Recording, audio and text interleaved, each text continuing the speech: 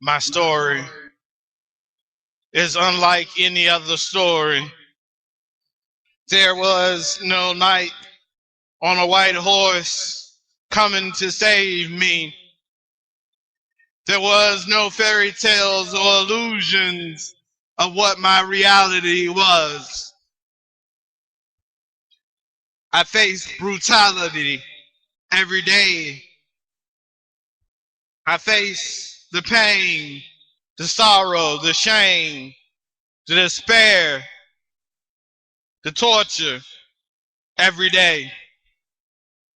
See, my story began when I was about 4 years old and I was abused by the people that we were staying with.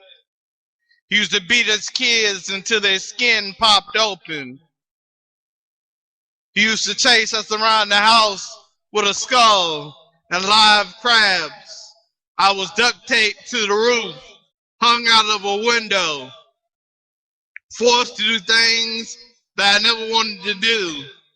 I remember at 4 years old holding a gun in my hand, ready to shoot the SOB who was abusing me. He used to make us eat out of the trash.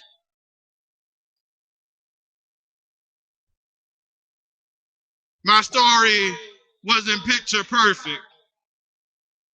I didn't have a normal childhood.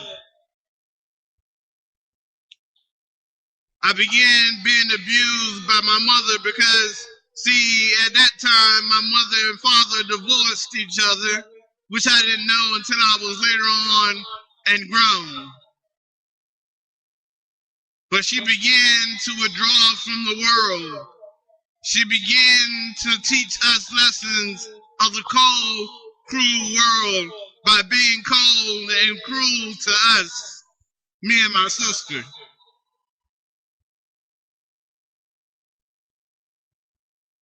She was paranoid. We had passwords to go to school with. We had to go to school and come straight home. The only good part of my day is looking out of my bedroom window, watching children play, watching life go on. I grew up in the inner city where there was nothing but gunshots and drugs flung everywhere,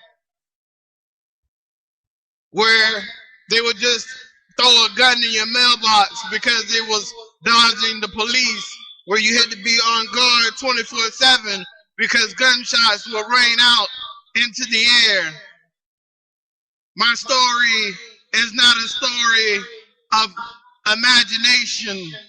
My story is not a story of courageousness. My story is a story of a boy who simply tried to survive his environment. I was abused because if I picked up lint off the floor, I had to be playing with it. We were beat because of the light blue. My mother believed that we were toying with it. We were abused, and everyone knew, and they stood by and did nothing. I remember my sister being beat with a plunger stick for a pair of pants that was right in the front of my mother's face, but she swore that my sister stole the pants and that they was gone and missing. I remember crying my deepest tears, wanting her to flee. So I told her to run. I remember my mother being afraid that someone would find out what she was doing. I remember her telling us that if we wanted to foster care, it would be worse than anything that she could ever do to us. See, my mother went through foster care. See, my mother is from the island, so she never considered herself an American. She considered herself an islander. She treated us as if we were islanders. She despised Americans, so she despised us. Later on, I came to find out what my father did.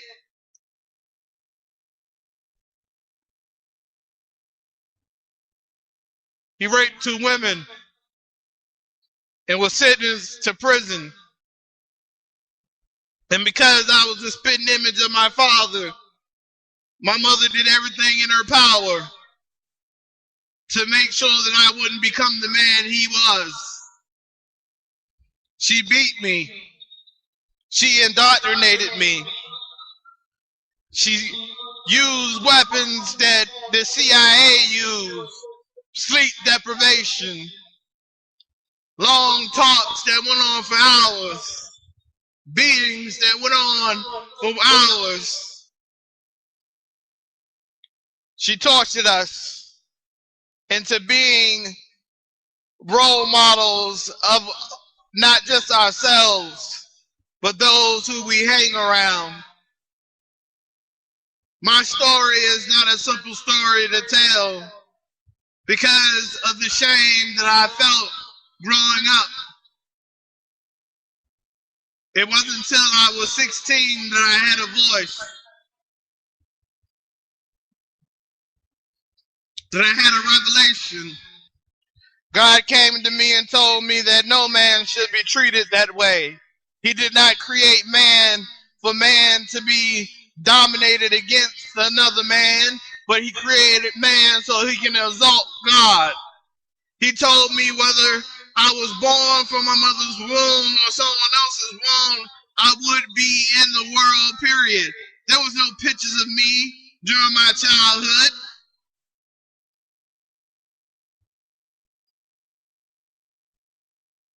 My mother thought that what she was doing was the right thing to do, teaching us to go against American culture, reject the notions that I can't and believe that I can. She erased the notions of self-esteem and put in place a wall that we would keep the world away from us at all costs, which made it hard for us to form relationships and friendships with others. But despite that, I had created 2 friendships that saved my life. Because see, I would go to bed every night wishing that I would never wake up the next morning. I wanted to return back to my father. I consider God my father because he gave me the power to go on. He gave me the courage to take one more beating. He gave me the courage to take one more abusive language. He gave me the courage to hold my head high as I was wearing shoes that buckled my feet. My toes was at the very edge of the shoes, and I had to walk almost a mile to school, and my feet was balled up in these shoes, and I had to walk around all day long in these shoes. My feet was hurting me, but I was learning that it's okay, that through pain, you feel ecstasy, ecstasy of the mind. You remove yourself from where you are and you begin to go into a higher realm of thinking and a higher realm of living. I began to hear God speak to me and say that it won't always be this way. He promised me I would never be homeless. He promised me that he will always watch over me and guide me and love me for me.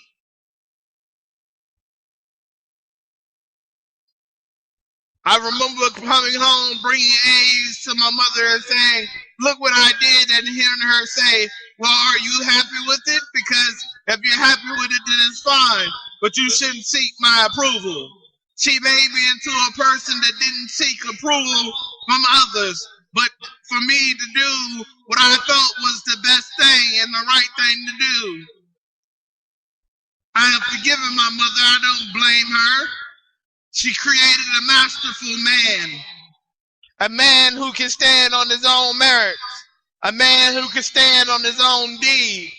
Although her methods was wrong, although what she did to me scarred me for life, even though what she did to me made me close my heart off to the rest of the world, I still gave every part of me in every deed and every action that I did. I became volunteer of the year at 14 years old because I dedicated my time to the youth. When I got a job, I decided to create something called KHBF, Kids Hoping for a Better Future. I took my checks and I would take them out to eat for getting good grades. I remember tutoring in the second grade classes at the elementary school in my community. I remember my first job working with children, having a blast, making sure that they had good time at their birthday parties. I remember a cook telling me that I would never be able to set foot in the kitchen and cook professionally. And I became a chef, cooking at some of the most amazing places ever. P.F. Chang's, California Pizza Kitchen, Ruby Tuesdays. I remember managing at Taco Bell and KFC. I remember managing at Manchu Walk. I remember managing at Lotus Express and Cajun Grill. I remember dedicating my life to showing that there is no obstacle that you cannot overcome. I remember listening to the stories of those who have gone through abuse, those who have raped, those who were molested as children. I remember telling them of my story. My story was not an easy story to tell, but I told them of my story, that I came from nothing, wearing rags, going to school, being picked on and being bullied, yet still becoming an honor student in high school, still becoming one of the top cooks there has been in the Tidewater area. I'm now 30 years old and I am retired because I have pushed my body to its limits. Because now I'm fighting lupus. Because now I'm fighting my own mind.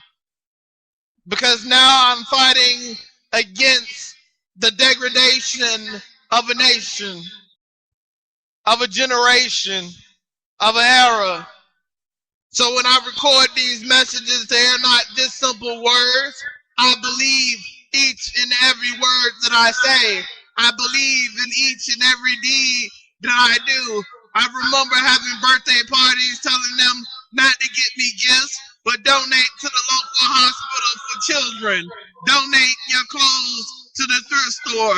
Do something in the name of me so that other people may be able to be blessed from my birthday, be blessed from my life. For some people, their new year starts January 1st. Mine starts May 1st, the day I was born. I make my New Year's resolutions then. I push forward. Even now, as there are those who are preparing to go to war with a myth, a person that they believe is a pushover, a person that they believe has no spine, no backbone, a person that they believe is easy to roll over. They don't understand. I'm in the boat. I'm not in the boat to sit there and roll like everyone else. I'm there to rock the boat. I'm there to turn the boat over for them to realize that there is a storm coming, for them to realize that it is time to change their life, that it is time for them to begin to stop thinking of themselves and think of others.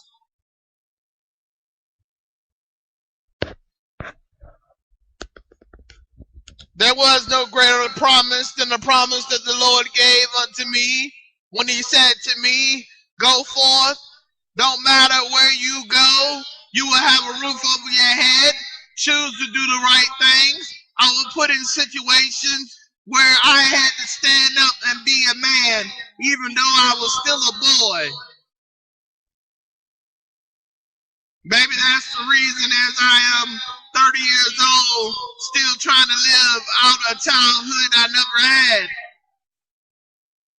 Maybe that's why I love my nieces the way I love my nieces. They are queens to me. I would give them my very soul if I had to. I say unto the people that I will give my life for each and every person that I meet because they are special. I don't believe in random occurrences, coincidence. I believe in providence. I believe in destiny. I believe in fate, that we meet because we're supposed to meet. I have so many people who tell me that they have seen my face before somewhere. I am in the dreams of man. I am in the dreams of children. I am in the dreams of dreamers. I am in the dreams of lovers. Because I believe that when you find that one that loves you for who you are, you defend that. You defend it with all that you have. I roll the dice to win, or I don't roll at all. I give every part of who I am because I want people to understand that is the role of life. You are supposed to deliver every single part of you. Every essence of you should be in the things that you do. You don't do them just to do them. You don't say it just to say it. You mean what you say and you do what you say. For every promise that I have broken, I regret. But I found a way, somehow, some way, to do something that is close as I can to the promise that I made. I have found the Lord through anger. For those who sit around and say, how did you find your way? I found my way through anger, like Moses did when he went on top of the mountaintop to speak to the spirit that dwelled among the Mount Sinai. He didn't go up there to have a peaceful conversation with God. He was angry because God had not heard the cries of his people. They were enslaved. They were working hard and dying in the fields and moshing pits that were making the bricks, that were building towers unto the Egyptians. He was angry. He wanted to know why God was not listening. And when he went up to the mountaintop, he went to confront God, and that's when he faced his destiny. And he was told that he was the one to lead them out of bondage.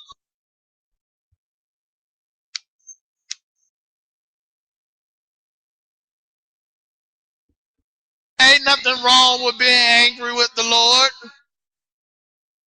He wants to know you, the real you, not the one that pretends and sit up in the temple and the mosque and the synagogue and the church pretending everything is all right when everything is falling apart in your life. He ain't there for cosmetics. He's there to lead you through the troubled times of your life, the storms of your life. He's there to walk with you through the comfort of your life, the good times of your life.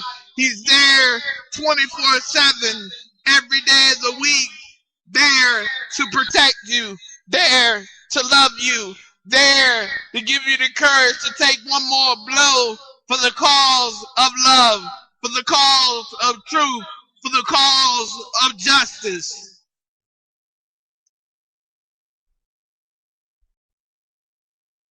I'm 30 years old and I'm still going through. But I know the Lord loves me for who I am. Even the parts of me I wish was not there, he loves me for that.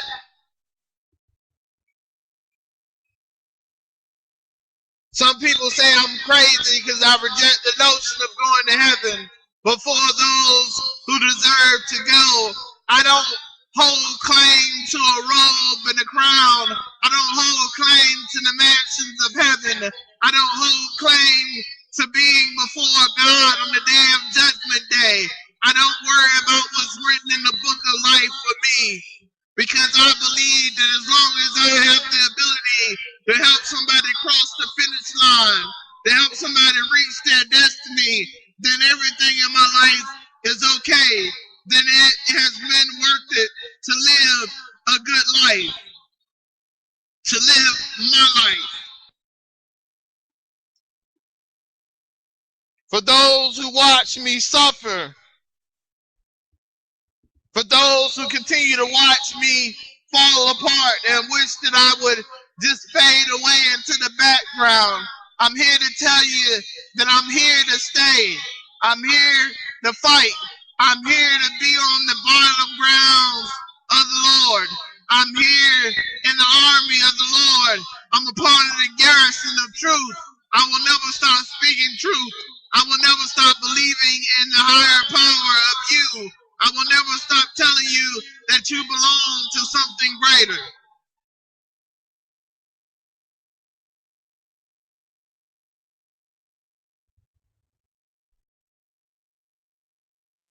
There's no skeletons in my closet because I stand naked. For the world to examine me and see my flaws. For the world to examine me and see my scars. For the world to examine me and see my heart. For the world to examine me and see my soul. It belongs to God. For he gave me the kiss of life, and only he can give me the kiss of death. Only he can tell me whether I shall rise with the apostles and the prophets, whether I shall arise with the 24 elders, whether I shall rise with the Lamb that is laid slain on the floor of heaven.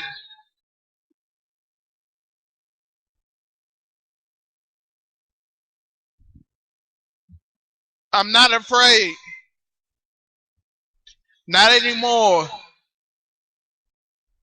Not after all that I've gone through.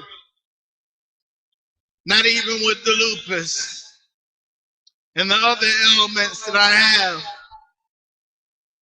I may be retired from being a chef, but I still have more to give. And I'm going to continue to give what I have until I have no more breath to give it. My voice will continue to be the voice for the voiceless. I will continue standing for those who stand in the valley of the motherless and the fatherless. For the Father said, do not encroach upon that valley. I walk through the shadow of death with no fear of evil.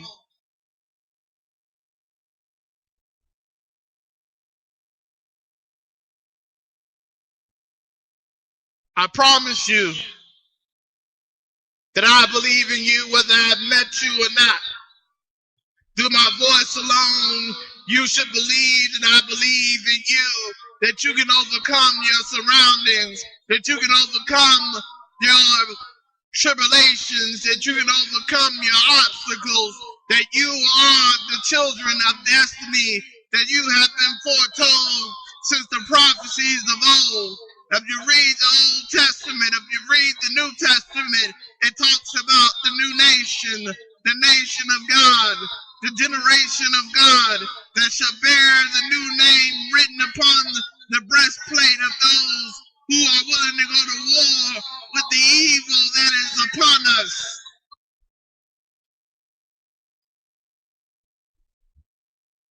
I know not of the goodness of the world. I know of the darkness.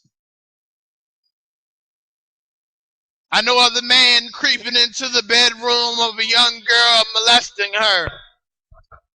I know of a man creeping into the bedroom of a young girl raping her. I know of the stories of abuse. I know the story of those who have been adopted and know not the true parentage of their heritage. I know of the stories that have been kept hidden from the world because no one wants to say that they are alone.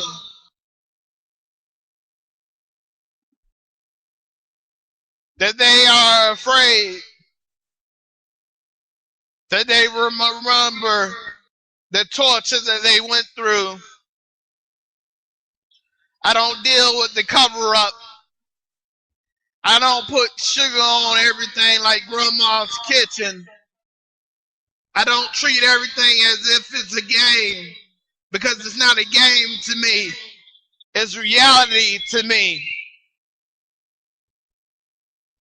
I know what it's like for people to treat you as if you don't know no better. I know what it's like for people to treat you as if you're worth nothing, lower than the dirt they tread upon. But see, they feed upon the bone dust of men, not meat of flesh of animal, not the sweetness of the fruits of the trees of goodness. Their bodies are riddled with the pain of anguish, because they have done the unthinkable. They have done the unspeakable. Now, many will ask me, have I forgive my mother and father? And I say, I have forgive them. It says, honor thy mother and thy father, but it does not say trust them, because it says trust no man. When I meet people, I tell them not to trust me, but have faith in me. Having faith in me is far different than having trust in me. Having faith in me means that you believe that I will act on my dreams, that I will act on my premonitions, that I will act upon my deeds that I say is good, that I will look out for your best welfare as much as possible. But don't have it twisted. I'm a mean warrior for the name of God. I'm a mean warrior for the truth. I'm a fierce battler for justice. My story is a story of heartbreaking truth, bone-crushing pain. But I endure.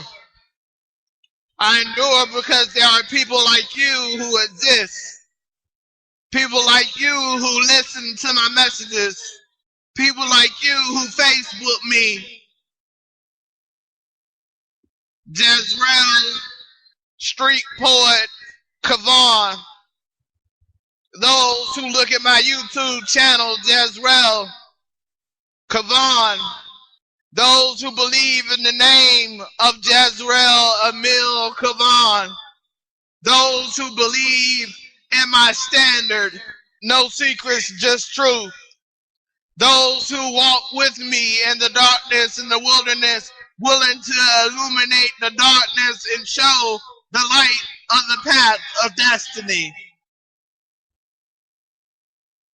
Those who welcome the wishes of God into their lives.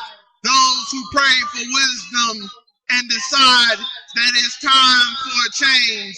Those who pray that they will be able to walk through life with the wisdom of God. Those who pray that they will be able to have justice in their lives for what they have gone through. Those who believe in karmatic destiny. Those who believe in the reincarnation of the spirit. Those who believe in the host of hosts, kings of kings, Lord of lords, he who is, he who was, and he who is come to be.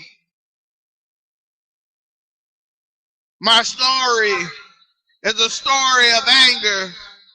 My story is a story of rebuking the enemy at every chance I can.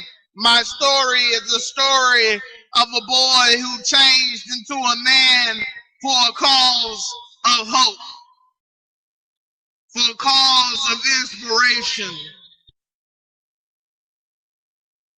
My story is a story of those who have broken their backs to get me here where I stand. Those who believe that where you stand is holy ground, that where you walk is holy ground, that where you live is holy ground. Those who believe in the temple of the body, the temple of the mind, those who believe that the kingdom of God is inside of you and all around you.